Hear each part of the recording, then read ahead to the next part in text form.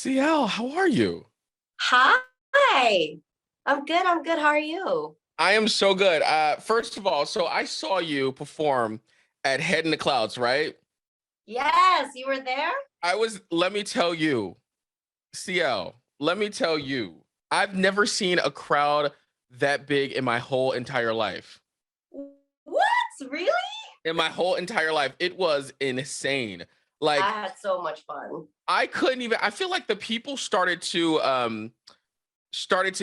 go towards the stage like a whole hour before you even got out there, man. I was That's over amazing. there.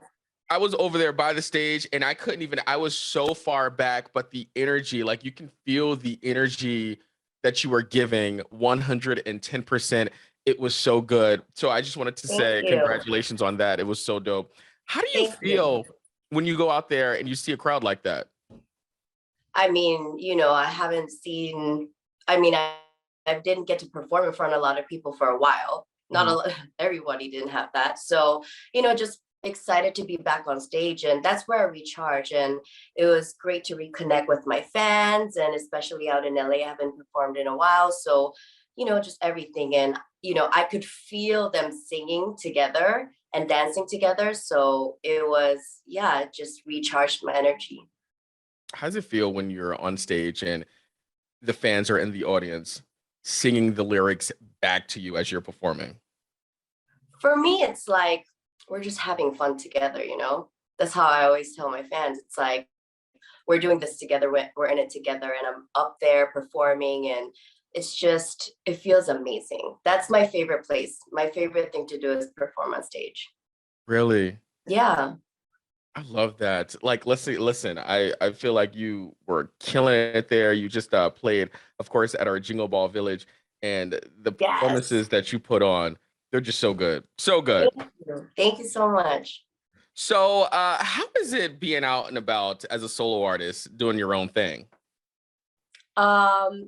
But I've been a solo artist for a while too, but when I'm traveling, I definitely miss the girls. And it's just, before you get on stage and when you're on stage, it's much more energy with the girls. So I do miss that. But I have my fans and I enjoy what I do. I love what I do. So yeah, it's different, but great.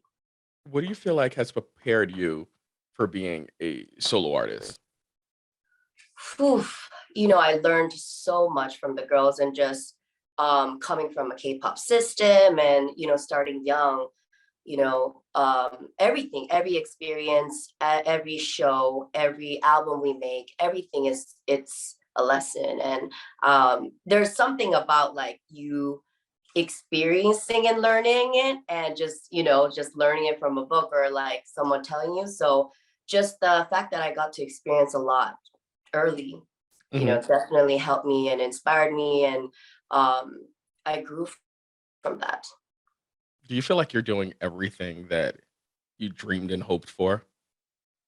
Always, always, and there are always ups and downs and lessons you need to learn. But I always feel like that's the whole part of the fun too, like you learning and growing and facing everything, facing your fear and overcoming it and all those challenges. I think I'll be bored without it.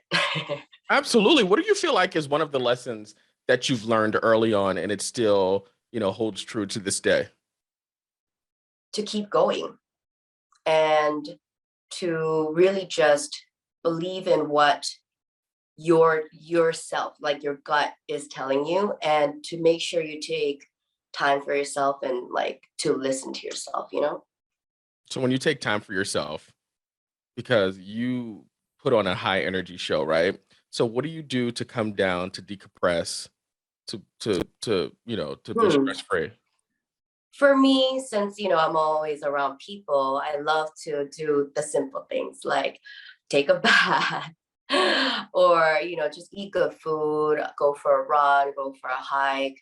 Just those simple things make me happy and recharge me. So I love doing that. I love that. So last year you appeared on the TV show Dave. How was that like filming? How was that filming that show? Because he seems hilarious. He is hilarious in real life too. I thought he was, I thought we were shooting the show the whole time I was with him. He is like that in real life. So that I think that's how real about it and authentic it is. Like it delivers and people can feel that. But just it was, I'm so happy you invited me and to represent K-pop and to be the first episode for the second season. It was so much fun.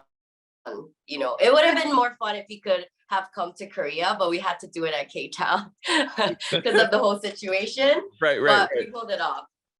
That's awesome. I love that you had a good experience. Could you see yourself doing more of that in the future? Yeah, I would love that. I mean, I was playing myself, so it was easier. But I would love to get more involved in that category. Acting and stuff like that.